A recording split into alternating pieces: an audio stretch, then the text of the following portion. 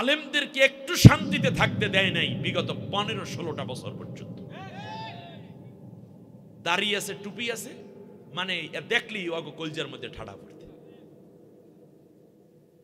দেশের শীর্ষস্থানীয় আলেমদেরকে ডাকাতের মতো বেঁধে, হাতের মধ্যে হাত করা, পায়ের মধ্যে শিকল, কোমরের মধ্যে রশি বড়াইয়া গরু ছাগলের মতো আদালতে তুলেছিল। ঠিক কিনা বলেন? বিশ্বনন্দিত মুফাসসিরে কোরআন আল্লামা দিলওয়ার হোসেন সাইদি সাহেবকে বানাইছে রাজাকার, দর্শনকারী, চোর, ডাকাত, গুন্ডা, খুনি। অথচ তিনি হচ্ছেন বিশ্বের শ্রেষ্ঠতম একজন দায়ী। অপরদিকে দুইবার পার্লামেন্ট মেম্বার। আহা, যার হাতে হাজার হাজার কাফের মুসলমান হয়েছে, তারে বানাই দিছে মামুনুল হকের মতো মানুষকে নারী গঠিত এক ঘটনার সাথে জড়াই দিছে। রফিকুল ইসলাম মাদানি আমাদের ছোট্ট ভাইটাকেও পর্যন্ত রেহাই দেয়নি।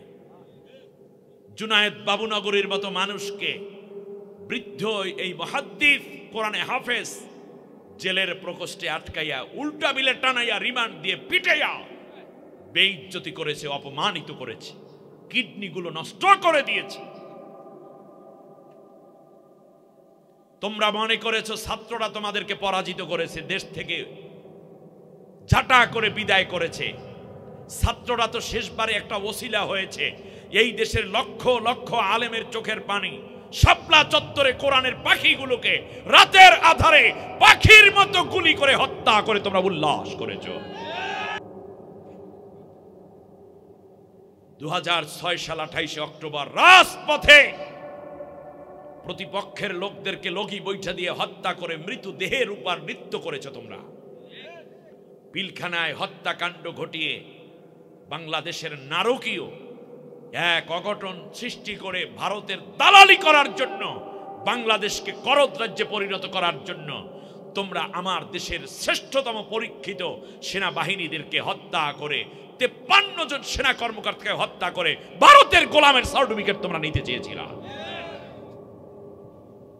শেষ পর্যন্ত আমার দেশের নিরস্ত্র ছাত্র ছাত্রীদেরকে গুলি করে হত্যা করার যে নেশা তোমরা করেছো, আবার এখন নতুন করে নাকি চট করে চলে আসবে। এই কুমিল্লা দিয়ে নাকি ঢুকবে শুনলাম নাকি। আয়োক, তোমরা আইসো, এখানে পোলাপাইন রেডি আছে, কট করে ধরে ফেলবে না। তার তো আসা দরকার, কারণ হাজার হাজার খুনের অভিযোগে সে অভিযুক্ত, তার লক্ষবার ফাঁসি হবে এই বাংলাদেশে। চেলা চামুন্ডা যা আছে সবগুলোকে ধরতে হবে ইনশাআল্লাহ। বলেন, অন্তর্বর্তীকালীন সরকার আপনি করেনটা কি? এগুলোকে ধরে জাতির সামনে একটা একটা করে বিচার করেন, জাতি ঠান্ডা হবে, শান্ত হবে। কারণ কলিজার মধ্যে এখনো দাউ দাউ করে আগুন জ্বলছে। ঠিক কিনা বলেন? যে সমস্ত ছেলেদেরকে হত্যা করা হয়েছে তাদের মা বাবাকে কি বোঝাবেন আপনারা? তবে ইনুস চাচাই তো সিপাতে কিন্তু দরিয়া ফেলাইছে অনেককে, একসাথে দেখায় না। ওইগুলো আবার সাইজ করতেছে, গরম ডিম দিতে আছে, এই জন্য দেশে ডিমের দামও বাইরে গেছে। কিন্তু সবগুলোরে যদি দেখায় তাহলে আবার বিশ্ব বলবে এতগুলো মানুষ অ্যারেস্ট করে ফেলাইছে, দরকার নাই। কয়েকজনারে দেখায়, বাকিগুলো ভিতরে মাইরা ফাটাইয়া দিয়ে তারপরে আস্তে আস্তে করে টাকা কই বাইর কর, টাকা কই বাইর কর। চাচাই তো টাকার জিনিস, কথা বোঝেন না? যদি কেউ প্রধান উপদেষ্টাকে টাকা কিভাবে আদায় করতে হয় শিখাইতে চান, আপনার মতো বোকা দুনিয়ায় আর নাই। উনি ভালোভাবে জানে মহিলার ব্যাগের টাকা আর পুরুষের ব্যাগের টাকা কিভাবে আদায় করতে হয়। ওখানে সিপাতে মারতে আছে আর ব্যাংকের নাম বলতে আছে, দেশ বিদেশে ওগুলো সব উড়াইতে আছে। এই জন্য বিদেশের আপনারা দেখেন না, এই যে কি যেন বলে আপনার আইএমএফ না তো ইউরোপীয় ইউনিয়নের 17 দেশের রাষ্ট্রদূতদেরকে বাংলাদেশে এনে তারপর বলছে তোমার অমুক ব্যাংকে আমার এত হাজার কোটি, অমুক ব্যাংকে এত হাজার কোটি, ব্যাংক অ্যাকাউন্ট নাম্বার এত, নাম এইটা, ওই টাকা কিন্তু ফেরত দিতে হইবে। কারণ বস আপনি যা বলেন তাই। এই জন্য যাওয়ার সময় 17 জনে বইলে গেছে না যে আমরা সর্বাত্মক সহযোগিতা করতে এই সরকারকে রাজি আছি। কি টাকা দিয়ে সাহায্য করবে না, আমার দেশের টাকা বিদেশে যা পাচার করছো ওইগুলো সব ফেরত দেবে। এত ঝামেলার মধ্যে 4000 কোটি টাকার ঋণ পরিশোধ করে চাচায়। আপনি বোঝেন না জিনিস আসে কোত্থেকে? বলন লাগে, বোঝেন? আপনি মনে করছেন কাউয়াটা উড়িয়ে গেছে না, ওটাও আছে। সময় মতো একটা একটা করে বাড়ি করবে, একটা একটা করে বাড়ি করবে। সূর্য যখন মাথার উপরে চলে আসবে জমিনটা তামা হয়ে যাবে, পায়ের তলায় কিছুই থাকবে না। পায়ের তলা ঠুসকা শুধু পড়বে না, বরং গরমের চোটে পায়ের তলায় যে প্রচন্ড গরম তাপ লাগবে, যার কারণে মাথার ঘিলু টকবক করে ফুটবে, মাথার তালু টকবক করে ফুটবে। কান বেয়ে বেয়ে নাক দিয়ে ঘিলুগুলো পড়তে থাকবে, মানুষগুলো নফসি নফসি বলে চিৎকার করতে থাকবে। শেষ পর্যন্ত নিজের ঘামের মধ্যে মানুষেরা সাঁতার কাটবে। এই কঠিন ময়দানে আপনার জন্য হয়ে যাবে আল্লাহর আরশের নিচে ছায়া। যেই দিন কেউ কারো আপন থাকবে না, সেই দিন আপনি হয়ে যাবেন পূর্ণ নিরাপদ। কিয়ামতের ময়দানে যখন পানির পিপাসায় মানুষগুলো ছটফট করবে, কলিজার ছাতি ফেটে যাবে, ঠিক সেই মুহূর্তে আল্লাহর নবী নিজ হাতে হাউজে কাউসার পান করাইয়া দিবেন। ফলে কিয়ামতের ময়দানে তার আর কোনো পানির পিপাসা থাকবে না। কি চমৎকার এক আয়োজন! শেষ পর্যন্ত আল্লাহ রাব্বুল আলামিন বলেন, শোনো, কিয়ামতের ময়দান থেকে আমার আরশ মুআল্লার নিচ পর্যন্ত, আরশের নিচে যখন তোমাদেরকে নিয়ে আসব, তখন তোমরা হেঁটে হেঁটে জান্নাতে যাওয়ার দরকার হবে না, বরং আমলগুলো যদি করতে পারো জীবনে, তাহলে আমার জান্নাত তোমার পায়ের কাছে পৌঁছাইয়া দেব।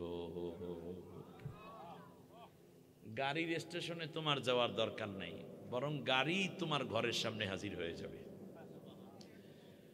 ওয়াউজলিফাতিল জান্নাতু লিল মুত্তাকিন গায়রা বাঈদ। এত কাছে চলে যাবে বান্দার এত কাছে আমার জান্নাতকে আমি পৌঁছাইয়া দেব, বান্দার পা এবং জান্নাতের মাঝখানে কোনো দূরত্ব থাকবে না। কি চমৎকার পুরস্কার! আমলগুলো খুব বেশি না, সবাই আমলগুলো করতে রাজি আছেন? তাহলে আমার সাথে সবাই পড়েন, আউযু বিল্লাহি মিনাশ শাইতানির রাজিম, বিসমিল্লাহির রহমানির রহিম। বিতাড়িত অভিশপ্ত শয়তানের ওয়াসওয়াসা থেকে আল্লাহর আশ্রয় চাই। পরম করুণাময় অসীম দয়ালু আল্লাহর নামে শুরু করছি। ইন্না আ'তাইনাকাল কাউসার। সূরাটা জানেন আপনারা? তাহলে পড়েন সবাই, কণ্ঠ ছেড়ে দেন সবাই। ইন্না আ'তাইনাকাল কাউসার ফাসাল্লি লিরাব্বিকা ওয়ানহার ইন্না শানিআকা হুয়াল আবতার। সাদ্দাকতা ইয়া রাব্বাল আলামিন। অর্থ হচ্ছে, হে রাসূল, নিশ্চয়ই আমি আপনাকে কাউসার দান করে দিলাম। সুতরাং দুইটা কাজ করুন, রবের জন্য নামাজ পড়ুন, আল্লাহর জন্য নামাজ পড়ুন, ওয়ানহার এবং কোরবান করুন, স্যাক্রিফাইস করুন, ইসলামী আন্দোলনে নিজেকে সম্পৃক্ত রেখে মানুষদেরকে হেদায়েতের দিকে ডাকুন। সুবহানাল্লাহ। মনে রাখবেন, যারা আপনাকে তুচ্ছ করছে, গালি দিচ্ছে, কষ্ট দিচ্ছে, আপনাকে যারা লেস কাটা বলছে, এরাই হচ্ছে মূলত লেস কাটা, টুন্ডা, শিকড় কাটা, এবং এরাই হচ্ছে দুনিয়ার মধ্যে এক ধরনের শিকড়হীন, অর্থাৎ তাদের মূলে কিছুই নাই, এরাই হচ্ছে মূলহীন একটি জাতি সত্তা। অতএব আপনাকে যারা ছোট করতে চায় তারাই একদিন ছোট হয়ে যাবে। আমি আল্লাহ আপনাকে বড় করে রেখেছি, বড় করে রাখব। বারাকাল্লাহু লানা ওয়া লাকুম ফিল কুরআনিল আযীম। আল্লাহুম্মা গফির লানা ওয়া লিওয়ালিদাইনা ওয়া লিজামিল মুমিনিনা ওয়াল মুমিনাত ইয়াওমা ইয়াকুমুল হিসাব। বলেন তো দেখি এই সূরাটার নাম কি? সূরা কাউসার। 3টি আয়াত, একটি রুকু, মক্কায় অবতীর্ণ সূরা।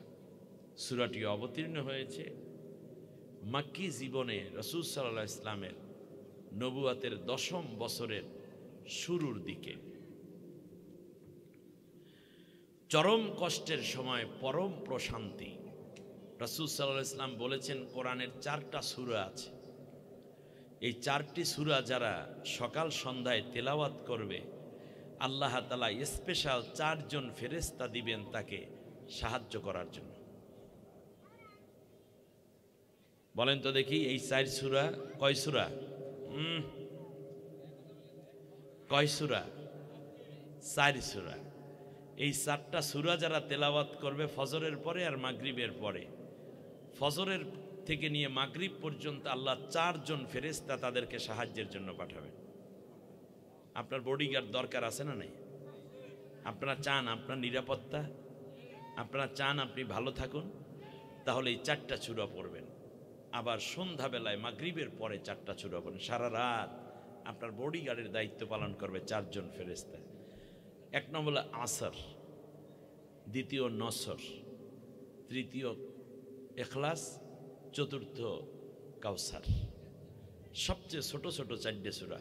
বলেন তো দেখি কে বলতে পারেন? বলেন। আসর, নসর, ইখলাস, কাউসার। আসর মানে কি? বলে আসর, এটা। আর নসর ইযা জাআ নাসরুল্লাহ। আর ইখলাস কুল হুয়াল্লাহু আহাদ। আর কাউসার ইন্না আতাইনা। আমল করা যাবে তো? আল্লাহ সবাইকে আমল করার মতো যোগ্যতা, হিম্মত, তৌফিক, সুযোগ দান করুন। বলি আমিন। আমার ভাইয়েরা, সম্মানিতা মা বোন, এই সূরাটি নাজিল হয়েছে কেন আমাদের জানা দরকার। বিশ্বনবী সাল্লাল্লাহু আলাইহি ওয়াসাল্লাম নবুয়াতের 10ম বছরে বড় কষ্টে পড়ে গেলেন। প্রথমে তার চাচা মারা যায়। চাচার নাম আবু তালিব। এই আবু তালিব নবীর উপর ঈমান আনে নাই, কিন্তু কোন কাফের নবীকে আঘাত করুক, কষ্ট দেউক, এইটা নবী বরদাস্ত করেন নাই। একবার আবু জেহেল, আবু লাহাব, উতবা, শাইবা, রবিয়া, উমাইয়া বিন খালফ, কাফেরের বড় বড় লিডাররা চলে গেল নবীজির চাচার কাছে, আবু তালিবের কাছে। গিয়ে বলল, তোমার ভাতিজা যেই কালেমার দাওয়াত দিচ্ছে এরে থামাও, আর না হলে কিন্তু ক্ষতি হয়ে যাবে। আমরা কিছু বলি না কেবল এই কারণে যে তুমি এখনো ভাতিজা পরিচয় দিয়ে রাখছো। আবু লাহাব তো চাচার পরিচয় উঠাই নিয়ে গেছে, খেয়াল করেছেন কিনা? ভাতিজার পরিচয় বাদ দিয়েছে কে? তাহলে আন্না তো পাথর মারতো না। এমনকি আবু লাহাবের বউ পথে কাটা বিছাইয়ে রাখতো, আপনারা জানেন, উম্মে জামিলা। শেষ পর্যন্ত নবীর বিরুদ্ধে অপপ্রচার করতে গিয়ে সে বলছে, মুজাম্মামান আসাইনা আমরাহু আবাইনা ওয়া দীনাহু কলাইনা। সবচেয়ে নিকৃষ্ট হলো ওই ব্যক্তিটা, তোমরা যাকে মোহাম্মদ বলো। মোহাম্মদ অর্থ সবচেয়ে বেশি প্রশংসিত, আর এর বিপরীত শব্দ হলো মুজাম্মাম। চাচি বলতেছে, নবীর প্রশংসা না করে চাচি বলতেছে কি, তুমি সবচেয়ে বেশি নিকৃষ্ট, আমরা তোমাকে অমান্য করলাম এবং তোমার কোনো কাজকে আমরা গ্রহণ করব না, সব প্রত্যাখ্যান করলাম। বলে আমি চাচি হয়ে বলছি, ওর চাচা এবং চাচি ও তো গেদুকালে কোলে নিছি আমরা, সেই ছেলে যা করে ভালো হইলে তো আমরাই আগে মুসলমান হইতাম, তোমরা কেন মুসলমান হতে যাও? তার কালেমা কেন পড়ো? মোহাম্মদ ভালো না যে এই কথা বলছি তোমরা বিশ্বাস করো না? এ কথা বলে অপপ্রচার করত যে তার নাম কি? উম্মে জামিলা। আমাদের দেশেও আলেমদের বিরুদ্ধে প্রোপাগান্ডা করা এক উম্মে জামিলা ছিল, কিন্তু 5 আগস্টে চলিয়া গিয়েছে, ঠিক না বলেন? আহা, একটা জাতিকে এত কষ্ট দেয় কোন শাসক, মা জাতের কলঙ্ক।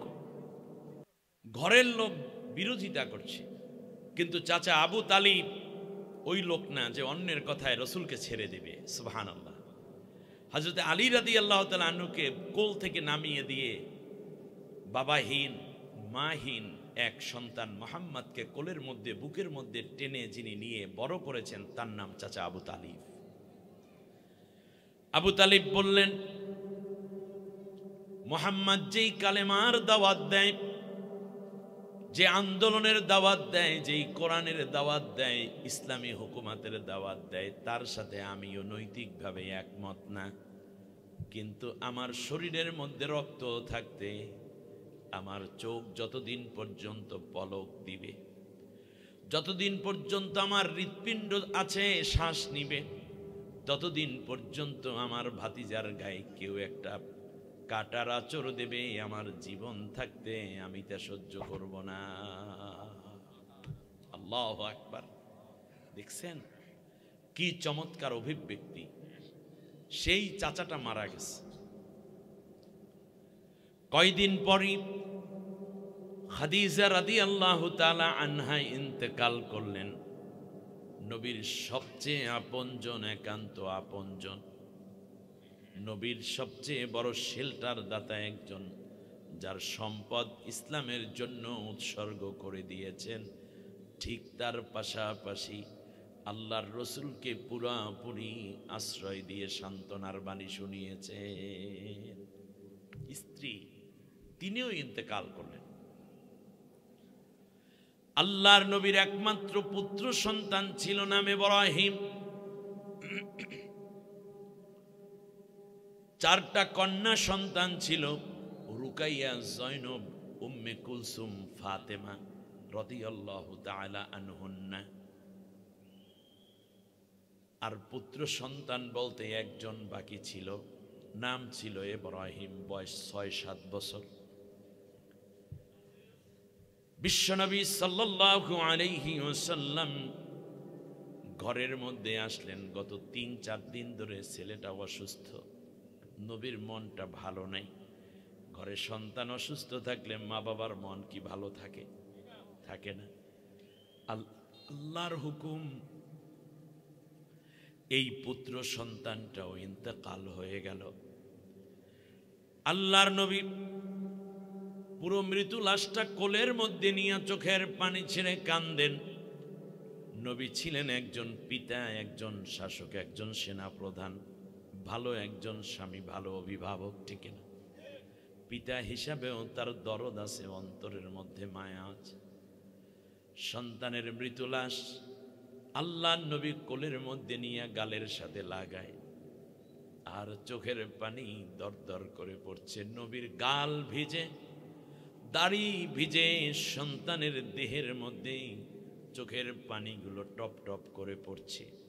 বাহির থেকে এই দৃশ্যটা একটা কাফের দেখে ফেলেছে, নাম যার আস বিন ওয়াইল। আস বিন ওয়াইল নবীর কান্না দেখে ভীষণ খুশি। নবী কান্দেন, খুশি হয় কাফেরেরা। নবীর আনন্দ, বেজার হয় কাফেরেরা। আমাদের দেশে কিছু নাস্তিক, বামপন্থী, রামপন্থী আছে, আলেম ওলামাদেরকে কষ্ট দিয়া শান্তি পায়। আর আলেমরা যখন বুক ফুলিয়ে মুখে হাসি নেয়, তখন তাদের কলজায় আগুন জ্বলে। কয়, দেশ তো মৌলবাদী দিয়া বইরা গেলে। এইরকম কপাল পোড়া আমাদের দেশে আছে না নাই? সব আস বিন ওয়াইলের গোষ্ঠীর সদস্য। আলেমদেরকে একটু শান্তিতে থাকতে দেয় নাই বিগত 15-16টা বছর পর্যন্ত। দাড়ি আছে, টুপি আছে, মানে দেখলেই ওগো কলজার মধ্যে ঠাড়া পড়তে। দেশের শীর্ষস্থানীয় আলেমদেরকে ডাকাতের মতো বেঁধে, হাতের মধ্যে হাত করা, পায়ের মধ্যে শিকল, কোমরের মধ্যে রশি বড়াইয়া গরু ছাগলের মতো আদালতে তুলেছিল। ঠিক কিনা বলেন?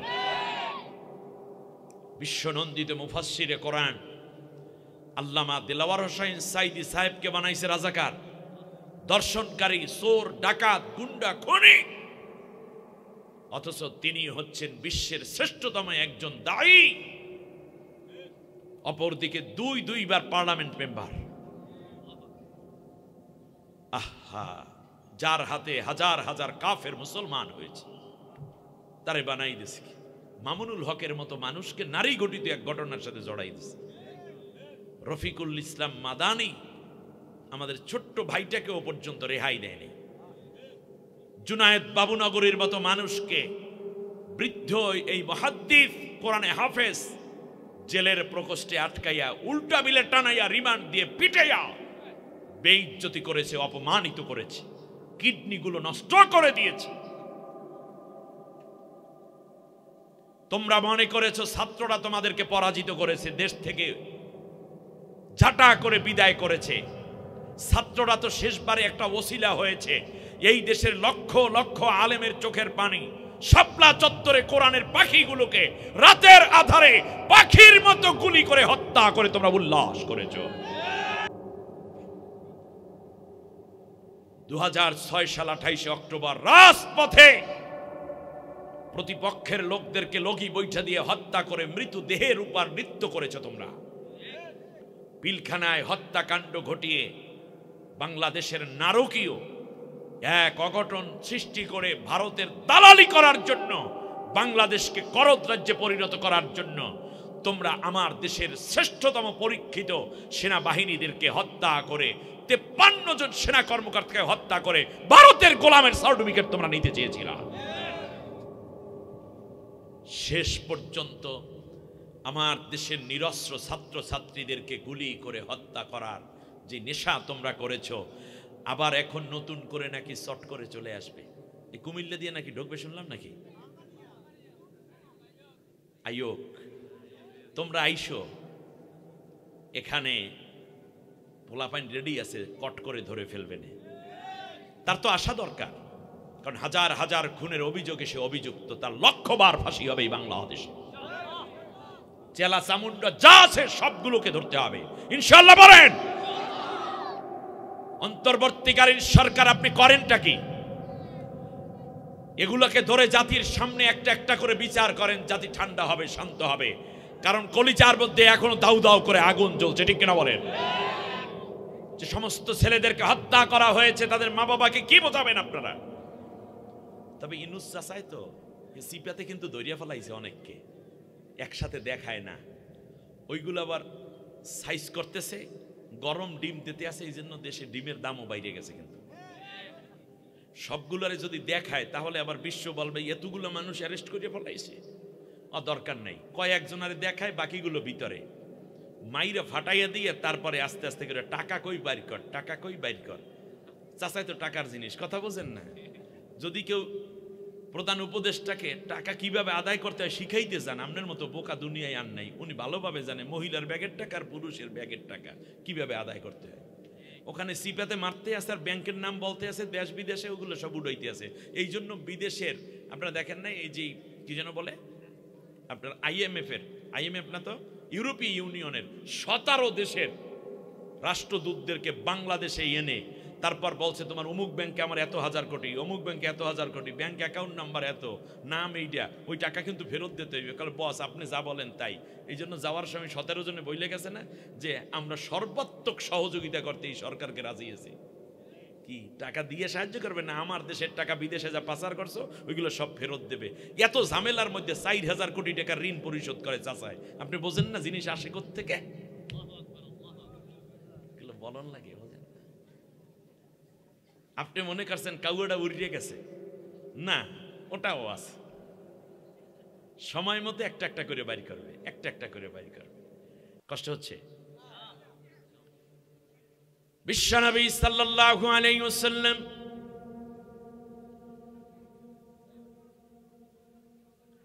একদিকে শোকাহত স্ত্রীটা মারা গেল কয়দিন আগে, সন্তানটা মারা গেল, তারপর এর আগে চাচায় মারা গেল। কাফেরেরা বলতেছে মুহাম্মদ তুমি হেদায়েতের উপরে নাই। এই যে লাত মানত, উজ্জা, ইয়াজদার, আহারমান, হাবল দেবতাগুলাকে আমরা পূজা করি, এইগুলা হইল আল্লাহর সন্তানাদি। আল্লাহর সাথে এদের কানেকশন একেবারে হট কানেকশন। তুমি যে ইবাদতের দাওয়াত দাও, এক আল্লাহর কথা বলো, মূর্তিগুলারে যদি বাদ দিয়া দাও তাহলে কিন্তু কাজ হবে না। মনে রাখবা, এই মূর্তি বেজার হওয়ার কারণে এখন আল্লাহ তোমার উপর অসন্তুষ্ট। আমাদের ছেলে মরার কথা আমাদের, কারণ তোমার বিরোধিতা করি। বউ মরার কথা আমাদের, চাচা মরার কথা আমাদের, কিন্তু দেখতেছি তোমারে আমরা যত গালিগালাজ করি ভিতর দিয়া তোমার ঘরও শূন্য হয়ে যাচ্ছে। এর মানে তওবা তিল্লা পইরা তাড়াতাড়ি মূর্তিগুলার কাছে মাপ চাও, তাহলে আবার সব কিছু তোমার ঠিকঠাক হয়ে যাবে। বলেন নাউজুবিল্লাহ। দেখছেন কি এক কঠিন পরীক্ষায় নবীজি। সত্য থেকে কি পিছপা হওয়া যাবে? যাবে না। আল্লাহর নবীর চোখে পানি, আলেমদের চোখে পানি দেখলে একদল গ্রুপ খুশি হয়। এই রকম কাট্টা বদমাইশ টাইপের মানুষ, নাস্তিক এবং বামপন্থী রামপন্থী আমাদের দেশেও আছে না নাই? নবী কান্দে, আসবিন ওয়াইল ঘনের কিনার দিয়া যায়, দেখতেছে নবীর সন্তানের ঘাড়টা বাঁকা হয়ে পড়ে আছে। মৃত সন্তান কেমন দেখায়? আল্লাহর নবীর এই অবস্থা দেখে আসবিন ওয়াইল চিৎকার করে ডাক দেয়, বাতারা মুহাম্মদ, বাতারা মুহাম্মদ। মুহাম্মাদের শিকড় কেটে গেছে, লেজ কেটে গেছে, মুহাম্মদ টুন্ডা হয়ে গেছে। আল্লাহ রাব্বুল আলামিন ডাক দিয়ে বললেন, ইন্না শানিয়াকা হুয়াল আবতার। নবী গো, তোমার লেজ, তোমার শিকড় কাটে নাই, তুমি টুন্ডা হও নাই, বরং যারা ইসলামের বিরোধিতা করে ওদের পুরা শিকড় শুদ্ধ মূলোৎপাটন হয়ে যাবে।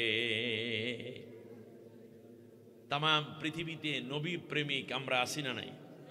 আমার নবীকে গালি দিলে বাংলার জমিনে তার জায়গা হবে? এত মায়া কেন নবীর জন্য? কারণ এই মায়া সৃষ্টি করে দিয়েছেন কে? আর একটু জোরে আল্লাহ। অপরদিকে দেশে কত ইসলামের দুশ্মন আছে তামাম দুনিয়ায়। কারো নাম কি আবু জেহেল রাখে, আবুল রাহাব রাখে, উতবা রাখে?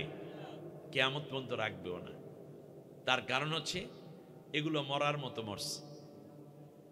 আর আল্লাহ নবীর মহাব্বত কিয়ামত পর্যন্ত আল্লাহ মুমিন হৃদয়ে গড়ে দিয়েছেন। সুবহানাল্লাহ। আপনি দেখেন, মূলোৎপাটিত হয়ে গেল 350 এমপি, 460 জন উপজেলা চেয়ারম্যান, প্রায় 6000-এর উপরে ইউনিয়ন কাউন্সিলের চেয়ারম্যান,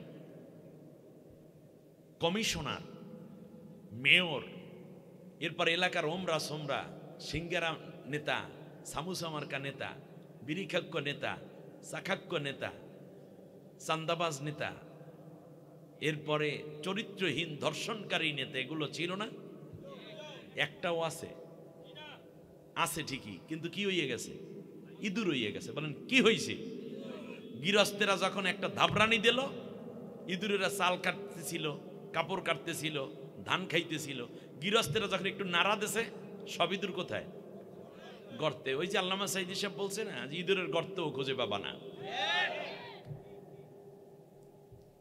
আবার গাছ ধরে নাড়া দেবে মুসলমানগণ, দিল্লি বাড়ি, দিল্লি মামা বাড়ি গিয়ে পড়বা, ঠিক ওখানেই পড়ছে, ঠিক কিনা কন? ইন্না শানিয়াকা হুয়াল, ওরাই পরাজিত হয়ে যাবে। মাঝখানে আল্লাহ পরীক্ষা করে নিলেন আমাদেরকে। সুবহানাল্লাহ বলেন। এই কারণে এই সূরাটা নাজিল হয়েছে, নবীকে সান্ত্বনা দিতে। সুবহানাল্লাহ বলেন। 1 নম্বর কারণ। দ্বিতীয় কারণ, নবীজি মেরাজে গেছেন। এখন শাবান মাসের 1 তারিখ, গতকালকে পর্যন্ত ছিল রজব মাস। 27 তারিখে আল্লাহ তারে নিয়ে গেছে জান্নাতের মধ্যে। বিশ্বনবী করতেছেন আর আল্লাহর কাছে আবেগে বলে, মালিক আমার উম্মতকে তুমি এই নিয়ামত দিও, আমার উম্মত কাউকেও তুমি জান্নাত থেকে মাহরুম করবা না। ঘুরতে ঘুরতে আল্লাহর নবী এক পর্যায়ে দেখতে পেলেন একটা সুন্দর ঘর, ভিতরে ছলো ছলো আওয়াজ। বিশ্বনবী বললেন, জিবরাইল এইটা কি, এটার মধ্যে কি আছে, আমার একটু দেখতে মন চায়। বলল, আল্লাহ রব্বুল আলামিন আপনাকে দেখার জন্যই তো নিয়ে এসেছেন। লিনুরিয়াহু মিন আয়াতিনা ইন্নাহু হুয়াস সামিউল বাসীর। ও নবী, আপনাকে আল্লাহ দেখাবেন এজন্যই নিয়ে আসছেন, অতএব দেখুন।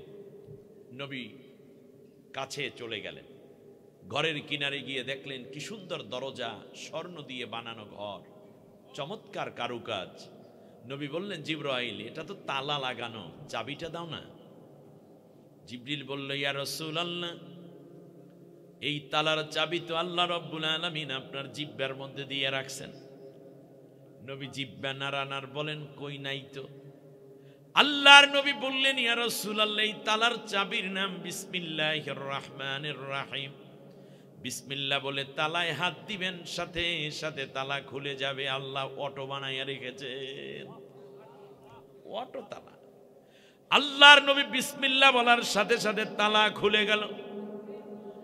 ভিতরে প্রবেশ করে নবী দেখছেন চারটা নালা চারদিক থেকে আসতেছে, একটা মোহনায় মিলিত হচ্ছে। এক দিক থেকে মধু, জান্নাতের মধু, 2 নম্বর মধু না, জান্নাতের মধু। আর এক দিক থেকে জান্নাতের দুধ, আর এক দিক থেকে জান্নাতের মেশকম্বরের ঘেরান, আর এক দিক থেকে জাফরানি রং। এই চারটা এসে একটা মোহনায় মিলিত হচ্ছে। চারপাশে সুন্দর করে আবার গ্লাসগুলো সাজানো আছে, স্বর্ণের গ্লাস। আল্লাহর নবী বললেন, জিবরাইল একটু পান করা যায় নাকি? জিবরিল বলল, ইয়া রাসূলুল্লাহ, অবশ্যই যায়। বিশ্বনবী বিসমিল্লাহ বলে এক গ্লাস পানি উঠাইয়া পান করলেন। দুনিয়ায় নবী চলে আসলেন। এসে আল্লাহর নবী বলতেছেন, আল্লাহ গো, তুমি আমাকে হাউজে কাউসার থেকে বঞ্চিত করবা না। আল্লাহর নবী কোরআন পড়ে দোয়া করেন, আল্লাহ হাউজে কাউসার আমাকে দিও।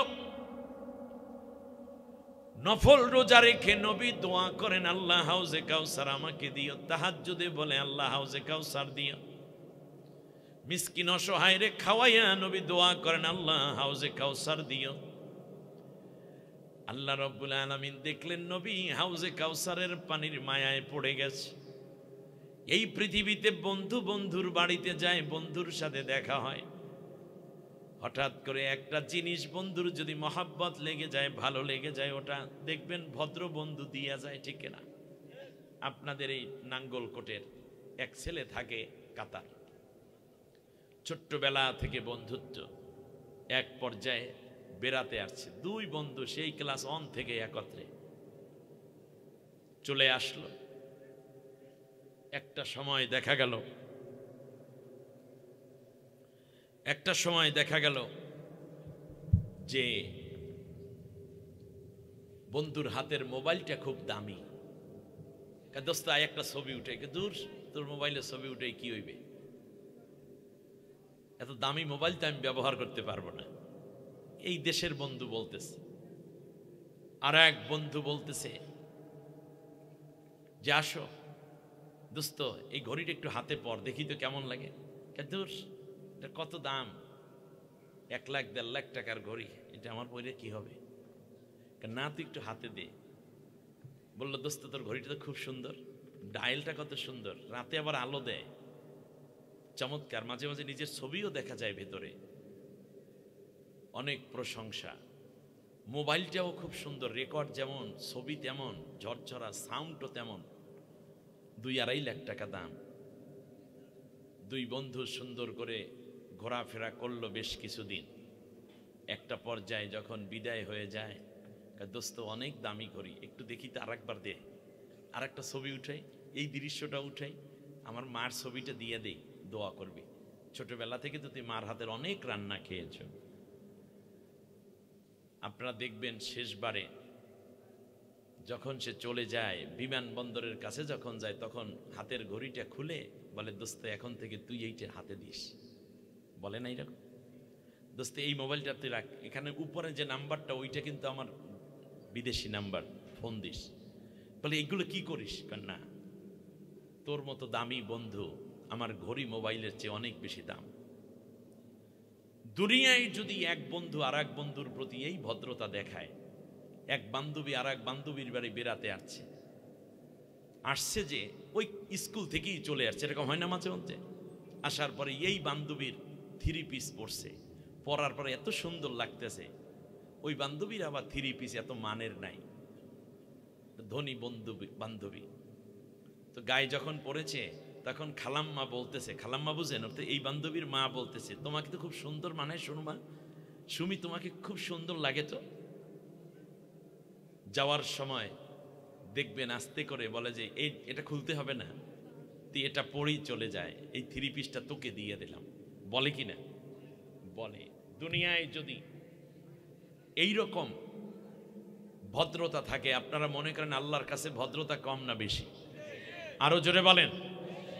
বন্ধুর বাড়ি বন্ধু গিয়ে হাউজে কাউসার দেখে বারবার দোয়া করবে, এটা আল্লাহ তাআলা পছন্দ করলেন না। আল্লাহ বললেন, নবী হাউজে কাউসার তোমাকে দিয়েই দিলাম। আল্লাহ তাআলা হাউজে কাউসার নবীকে দিয়েছে, উম্মত বেজার না খুশি? নবী কাউসারের পানি সব খাবে, আমাদেরকে দিবেন, সুবহানাল্লাহ বলেন না? আল্লাহ তাআলা যখন কোন জিনিস দিয়ে দেন তখন সেটার একটা দলিল দরকার আছে না? সেই দলিলের নাম সূরা কাউসার, সুবহানাল্লাহ বলেন। ইন্না আ'তাইনাকাল কাউসার, হে নবী আমি আপনাকে এই কাউসারটা দিয়েই দিলাম। আল্লাহ নবী বলেছেন কাউসার হলো তাহতা মিম্বারি, আমার যে মসজিদে নববীতে মিম্বর আছে এই মিম্বর বরাবর নিচে হলো হাউজে কাউসার, সুবহানাল্লাহ বলবেন না? 2টা কাজ আল্লাহ বললেন, ফাসাল্লি লিরাব্বিক, তুমি তোমার রবের জন্য নামাজ পড়ো। হাউজে কাউসার পাইলে 1 নম্বরে কি করতে হবে? ওয়ানহার, এবং জীবনের সব ক্ষেত্রে তুমি কোরবান করবা। কোরবান মানে হচ্ছে খালি জিলহজ মাসে গরু জবাটাই দেওয়া নয়, ছাগল, গরু, উট, দুম্বা, বকরি, ভেড়া, মহিষ, এটাই না। এই যে আপনারা এখন বসে আছেন এটা কিন্তু সময়ের কোরবানি হচ্ছে, ঠিক না? আপনি মনে করেন এই যে আপনি মাছ কিনতে গেলেন, আপনার টাকা আছে, কিন্তু একজনে মাছের দর করতেছে, আপনি সেখানে বেশি দাম দিয়ে না এনে ওই ভাইকে নেওয়ার সুযোগ দিলেন, এটাও একটা কি? কোরবানি। আপনি ঠেলে ঠুলে যুবক মানুষ গাড়িতে উঠে যাইতে পারেন, কিন্তু বৃদ্ধ মানুষ উঠতে পারে না, তার হাতটা ধরে আগে তাকে গাড়িতে উঠাইয়া দেওয়া, এটা একটা কোরবানি। কারণ আপনারটা তাকে দিয়েছেন, এটাই কোরবানি।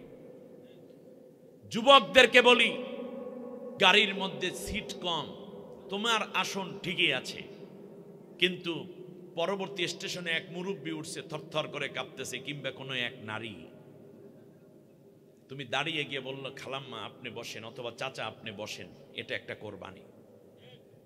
মান থাকবে? আমরা কোরবানি করি কি? এক বিড়ি খাক আর এক বিড়ি খাক করে কয়, অর্ধেক খাইয়ে কয় তুই খা বাকিটা। কোরবানি একটা করছে, ঠিক কিনা? এই কোরবানিতে ফার্স্ট একজনের ঠোঁটের রুচি কত নিচে চলে, মুখে লালা লাগানো, আর একজনে সেইটা হার। এবং জীবনের সব ক্ষেত্রে আপনি একটা কথা এখন বললেই হয়, কিন্তু ধৈর্য ধরলেন, বলার কারণে অন্যের মনে কষ্ট পাবে, অন্য একটু ব্যথা পাবে, সম্পর্ক নষ্ট হবে। এখানে আপনি ধৈর্য ধরা মানেই হচ্ছে আপনি নিঃসন্দেহে আপনি স্যাক্রিফাইস করলেন।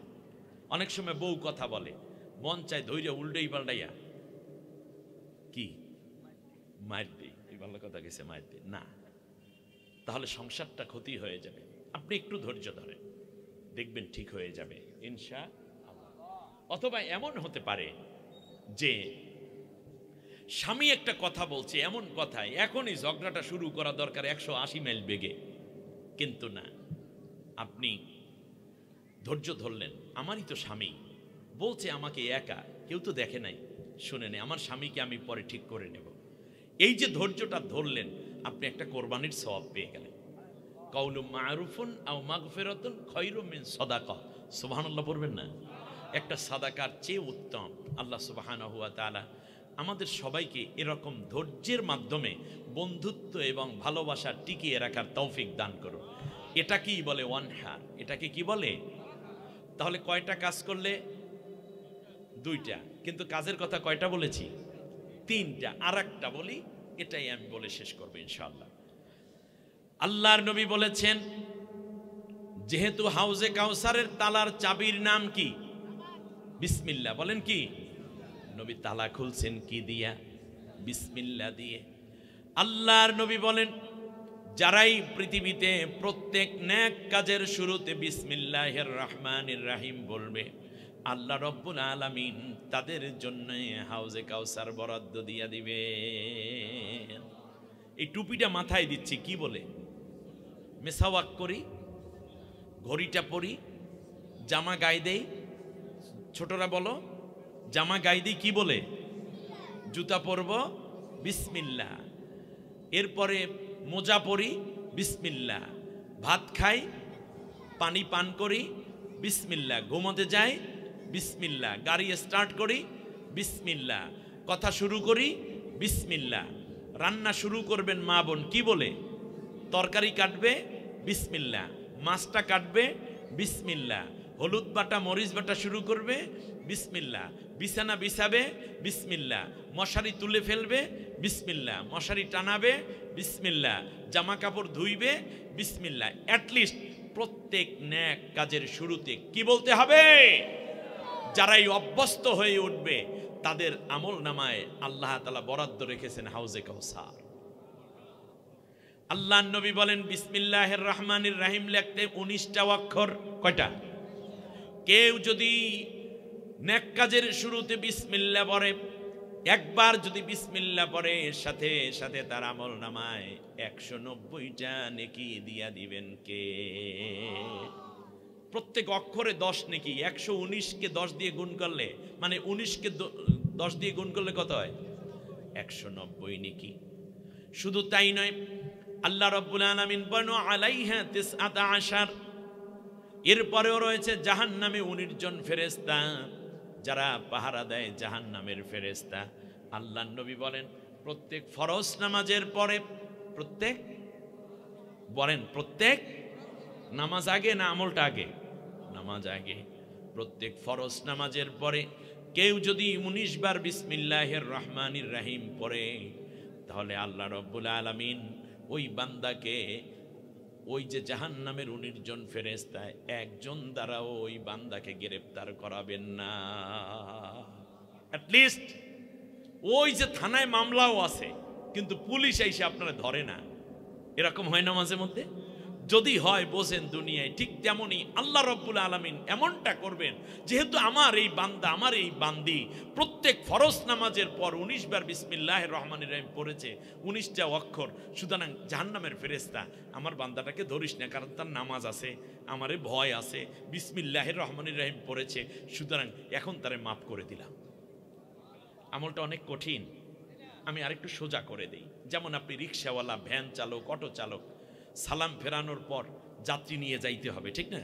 তা আপনি বিসমিল্লাহ ওখানে বসে বসে পড়তে পারলেন না, আপনি বিসমিল্লাহির রহমানির রহিম বলে অটোটা স্টার্ট দেন, আর 19 বার বিসমিল্লাহ যাইতে যাইতে পড়েন।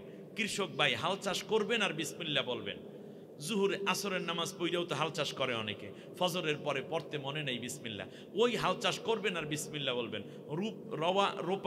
রোপণ করবেন আর বলবেন। এভাবে ক্ষেতের ফসল কাটবেন আর বিসমিল্লাহ বলবেন। রান্না বান্না করবেন আর বিসমিল্লাহ বলবেন। যে যেই অবস্থায় আছেন, যখন মনে হবে তখনই 19 বার বিসমিল্লাহ, ওই ওয়াক্তের যখন মনে আসবে। হঠাৎ করে এই আমলটা জীবনে জারি করতে পারবেন না, কারণ একটু তো যেহেতু আগে না থাকলে হঠাৎ করে শুরু করা যায় না। তো বলতে বলতে যদি তাগাজা থাকে, তাহলে এক সময় দেখবেন আপনি বিসমিল্লাহ ছাড়া কিছুই আপনার ভালো লাগে না। বিসমিল্লাহির রহমানির রহিম। এখন আবার এমন যেন না হয় যে বিসমিল্লাহির রহমানির রহিম একটা বিড়ি ধরাই দিলাম, তুইও খা আমিও খাই। এরকম কাজগুলো তো করা মোটেও ভালো না। অতএব আমরা এখন থেকে ভালো কাজে, তাহলে আমরা চলে আসি, সামারিটা নেই দেখি। তাহলে আমরা যে সূরাটা তিলাওয়াত করলাম, এই সূরার নাম কি? সূরা কাউসার। কোরআনের ছোট ছোট 4টা সূরা কি কি? আসর, নসর, ইখলাস, কাউসার। আমরা যদি প্রত্যেক মাগরিব এবং ফজরের পরে পরে 4 জন ফেরেশতা আমাদের বডিগার্ড হয়ে যাবে। সুবহানাল্লাহ বলবেন না? আচ্ছা, হাউজে কাউসার পেতে হলে আমাদেরকে 3টা আমল করতে হবে। কি কি বলেন তো দেখি? 1 নম্বরে কি? দ্বিতীয় কোরবানি, তৃতীয় হ্যাঁ প্রত্যেক নেক কাজে বিসমিল্লাহ। অনহার মানে সব বোঝায়, ইসলামী আন্দোলন, একামতে দ্বীনের কাজ, এরপরে স্যাক্রিফাইস, অন্যের উপকার করা, ক্ষতি না করা, ডিটেইল সব বোঝাবে এখানে। মুমিন জীবনটাই কোরবানির জীবন, ঠিক না বলেন? নবীজি এজন্য বলেছেন খয়রুন নাস মাইয়ানফাউন নাস, তোমাদের মধ্যে ওই ব্যক্তি উত্তম যার দ্বারা অন্য মানুষ উপকৃত হয়। সে অন্য ধর্মের হলেও আপনি উপকার করেন। কোনো মা প্রেগনেন্সি মানে আসন্ন প্রসবা হিন্দু মহিলা, আপনার গাড়ি আছে, তুলে তাকে হাসপাতালে নিয়ে যান, সওয়াব দিবেন কে? কোনো হিন্দু অসুস্থ, বৌদ্ধ অসুস্থ, খ্রিস্টান অসুস্থ, আপনি তার ঔষধটা কিনে দেন, আপনি জীবন বাঁচানোর সওয়াব পেয়ে যাবেন। কোনো জায়গায় দ্বন্দ্ব আপনি মিটিয়ে দেন, সওয়াব দিবেন কে? কোনো হিন্দু দেখা গেল যে খাদ্যে কষ্ট পাচ্ছে, আপনি তাকে খাবার কিনে দেন। আমার কথা হচ্ছে শুধু মুসলমানকে উপকার করে না, মানুষকে উপকার করুন। তবে সেক্ষেত্রে নিকট আত্মীয় মুসলিম যদি বেশি অসুস্থ হয় তাহলে তাকে আগে প্রায়োরিটি দেন, কারণ সে ঈমানদার। এটা কিন্তু সবাইকেই আমাদের মন রাখতে হবে, সবাইকেই আমরা উপকার করব ইনশাআল্লাহ। তাহলে ফাসল্লি লিরাব্বিক ওয়ানহার। আর আরেকটা কাজ আছে যেটা করলে হাউজে কাউসার পাওয়া যায়, সেই কাজটার নাম কি? প্রত্যেক নেক কাজে বিসমিল্লাহ বলো, বিসমিল্লাহ তব নামে কাজ শুরু করি আল্লাহ, ঠিক না?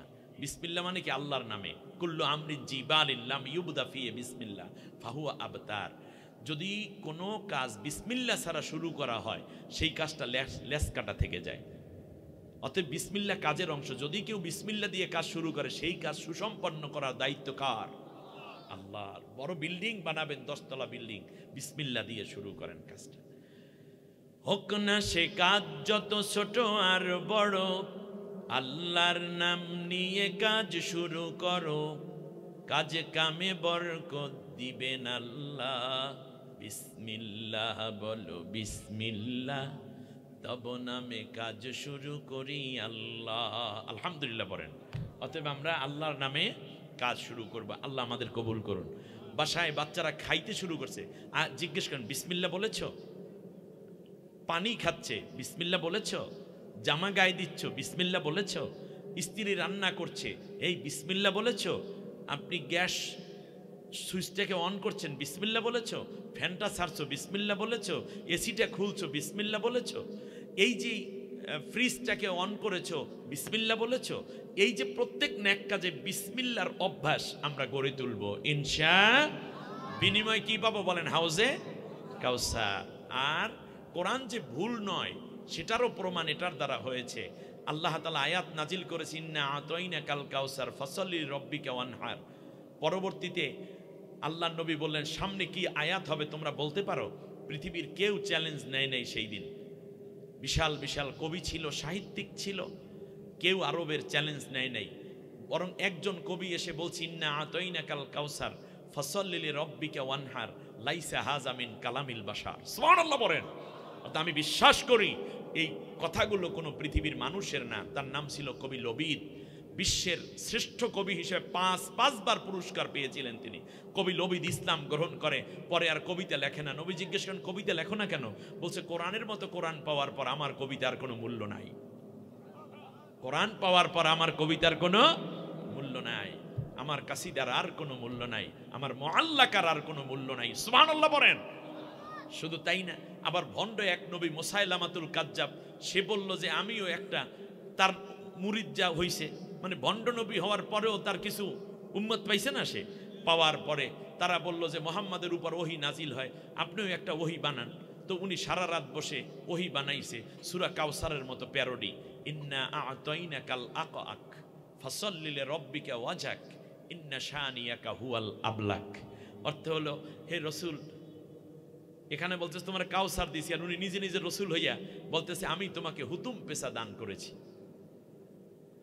ফাসল্লি রব্বিকা ওয়ান অবলা ফাসল্লি রব্বিক ওয়াজাক, অতএব তুমি রবের জন্য নামাজ পড়ো আর চিৎকার করে আওয়াজ কইরা কইরা আল্লাহর নামে জিকির করো আর চিৎকার কইরা কইরা আল্লাহরে ডাকো।